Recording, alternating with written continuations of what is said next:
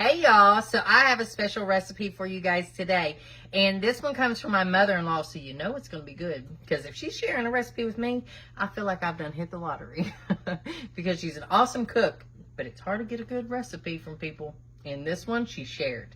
So this one is a tomato basil pasta, and we have some chicken that we're eating tonight, and this is going to be perfect on the side.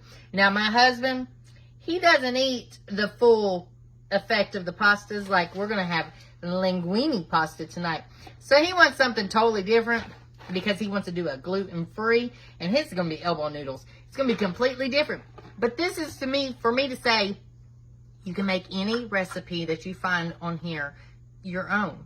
If you don't like a certain kind of noodle, make it your own. I say this all the time. It's your kitchen. Just do with what you have. Just don't go out and keep buying stuff. Use what you got.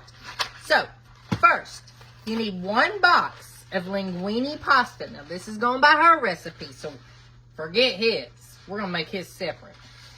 And what I'm going to do, she does not do this, but I don't like a big old linguine noodle, so I'm going to break them up some.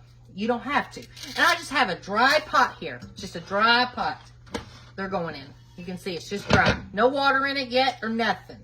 So I'm just going to break mine up because it'll be easier for me to eat that way. I'll continue on and I'll let you know the next step. Okay, so all of our noodles are in our pot. The next thing you're going to need is 2 cans of rotel tomatoes. 2 cans. And just throw them right on top.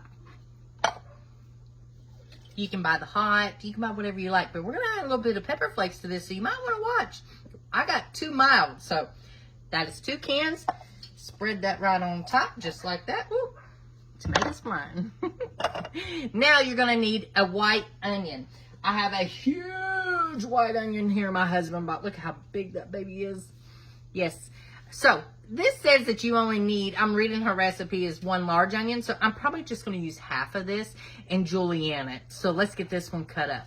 Okay, so we have our onion cut up. And when somebody says they want julienne, they just want little thin slices, just like that. Just a thin slice. So we're just going to dump that right on top.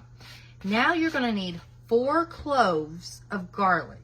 I keep mine in the fridge. Let me get some out. All right, y'all, so I got my 4 cloves of garlic. Let's thinly slice these up. Very little, thin slices.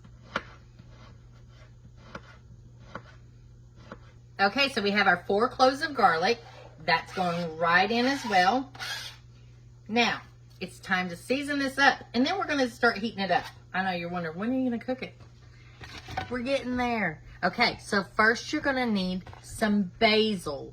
Here's some dry basil leaves. It all calls for dry, but I guess you can use the fresh if you have fresh. That'll be great. And for hers, it says 2 teaspoons. Let's get out 2 teaspoons. There's 1. And 2 of the basil. Now you're going to need 2 teaspoons of oregano. Let's get out 2 teaspoons and sprinkle that. Just like that. Now you're going to need some red pepper flakes. This is where I told you the heat's coming from. And for hers, it says a half a teaspoon. So here's a half a teaspoon of the red pepper flakes. If you want to add a little extra, go for it. Why not? We like a little heat in our house. I'm just going to do a little hair extra.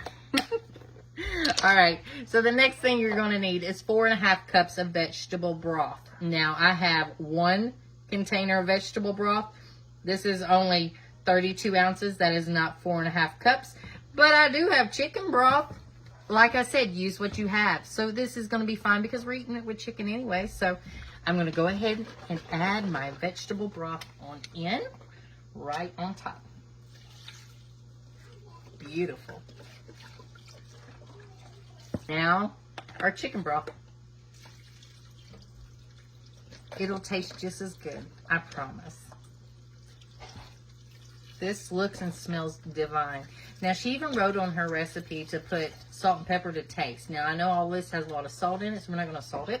But I am going to add some ground black pepper. You can add coarse, you can add whatever you like. Just add a little bit of black pepper to mine. Now, let's get it boiling. Pop my lid on, get it on. There we go. Okay, y'all, so once your noodles have come to a boil, to a good rolling boil, turn it down on a low simmer. Keep it covered until it is done. Now, keep stirring it every 2 minutes to make sure it's not sticking. You can see what we got going on. Woo! Give me a facial. You can see what it's looking like now. Now, you want it to cook down until almost all of this juice is completely absorbed into those noodles. So we're going to just let it keep on going, nice and slow. Be patient. Okay, so our pasta is completely finished and it looks amazing. Check this out. Look at that. Oh my goodness. Get a little closer. Look at that. Isn't that pretty? All right, so we also made some bacon wrapped chicken tonight, so I'm going to go ahead and plate me some up and I'll let you guys see what it looks like and we'll give it a taste. Okay, y'all, the star of the show was these noodles. These are the tomato basil pasta noodles. These are going to be so good. Super hot.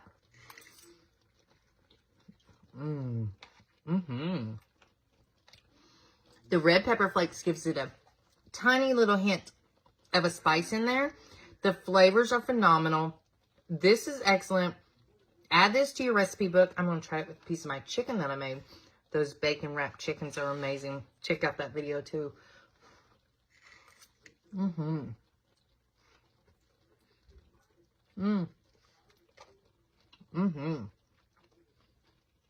right, y'all. Add this one to your recipe book. It wasn't hard, but it's delicious. This one pot wonder is amazing. Try it. Until next time. Bye, y'all.